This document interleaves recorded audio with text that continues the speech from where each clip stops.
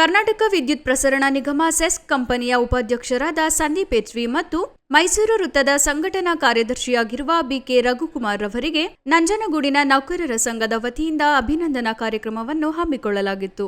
ಬಳಿಕ ಮೈಸೂರು ವೃತ್ತದ ಸಂಘಟನಾ ಕಾರ್ಯದರ್ಶಿ ಬಿಕೆ ರಘುಕುಮಾರ್ ಮಾತನಾಡಿ, ಕೆಪಿಟಿಸಿಎಲ್ ನನಗೆ ಜವಾಬ್ದಾರಿಯುತವಾದ ಸ್ಥಾನವನ್ನು ನೀಡಿದೆ.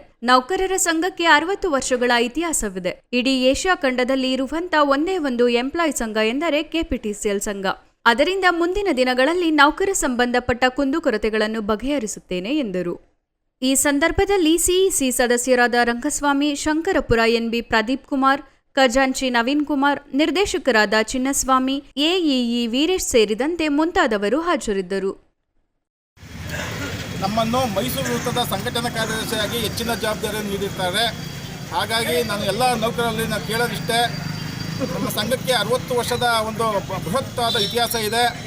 60 ವರ್ಷದ ಇಡೀ ಏಷ್ಯಾ ಖಂಡದಲ್ಲಿ ಇರುವಂತಹ ಒಂದೇ ಒಂದು ಸಂಘ, ಅದು ನಮ್ಮ ಕೆಪಿಟಿಸಿಎಲ್ ಎಂಪ್ಲಾಯೀಸ್ ಯೂನಿಯನು.